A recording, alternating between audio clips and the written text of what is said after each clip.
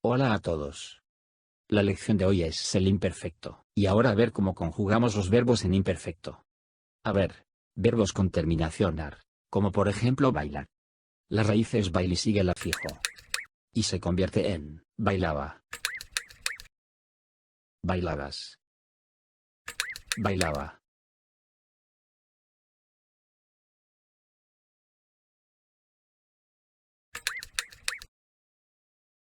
Bailábamos. Bailabais. Bailaban. Verbos con terminación er, como por ejemplo comer. La raíz es come y sigue la fijo. Y se convierte en comía. Comías. Comía.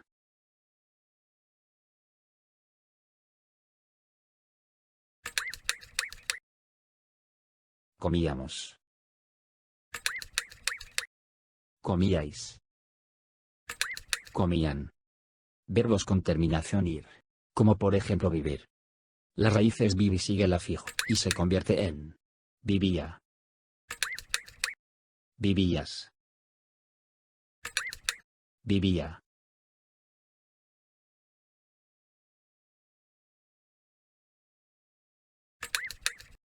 Vivíamos. Vivíais. Vivían. A ver cómo conjugamos los verbos irregulares. Ser. Era. Eras. Era. Éramos. Erais. Eran. Ir. Iba. Ibas. Iba. Íbamos. Ibais. Iban. Ver. Veía. Veías. Veía. Veíamos. Veíais. Veían. Con el imperfecto expresamos una acción pasada en una unidad de tiempo terminado que no tiene nada que ver con el presente. No nos informa del inicio ni del final de las acciones. Habla de las circunstancias. Usamos el imperfecto si describimos características exteriores e interiores de personas. El joven era alto, tenía el pelo rubio y llevaba un traje gris. Usamos el imperfecto si hablamos de paisajes o cosas. Las montañas estaban cubiertas de nieve y, como la luna era grande y redonda, en su luz los árboles parecían inmensos gigantes blancos. Si expresamos acciones de carácter habitual o repetitivo. Dos actividades suceden a la vez. Los jóvenes bailaban mientras los viejos comían churros con chocolate. Acciones habituales en el pasado. De niño me levantaba todos los días a las 7. En las vacaciones siempre me divertía mucho.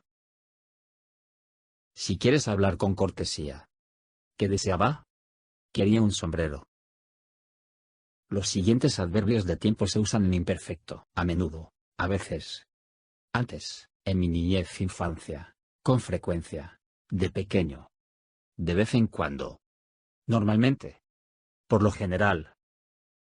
La mayoría de las veces. Todos los fines de semana. Todos los días. Cada X tiempo. Casi siempre. Mientras. En aquel entonces. En aquella época. Siempre que. Por aquellas fechas. ¿Cuál es la diferencia entre el presente perfecto e indefinido? El presente perfecto ejerce influencia sobre el presente.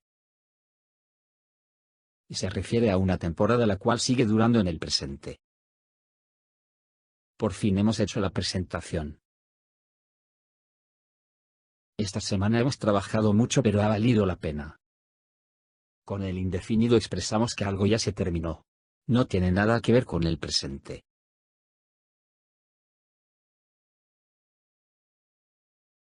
Por fin hicimos la presentación.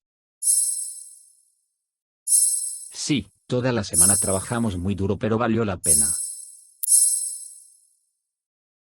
¿Cuál es la diferencia entre el indefinido e imperfecto? Estaba en el coche cuando oí la noticia. Si hablamos del costumbre, usamos el imperfecto. En verano iba todos los días a nadar. Era un costumbre ya que cada día nadaba. Si hablamos de una acción completada en el pasado, usamos el indefinido. En verano fui 3 veces a nadar. Si describimos algo, usamos el imperfecto. El Mallorca hacía mal tiempo. Pero si hablamos de la impresión general, entonces usamos el indefinido. El Mallorca hizo mal tiempo. Costumbre. Todos los sábados salíamos a bailar. Acción repetitiva en un periodo terminado. Todos los sábados salimos a bailar. Descripción, representación del fondo. Cuando salimos, empezaba a llover. Inicio de una acción. Cuando salimos, empezó a llover. Descripción o repetición. El curso terminaba en noviembre. Fin de la acción. El curso terminó en noviembre. Algunos ejercicios para practicar.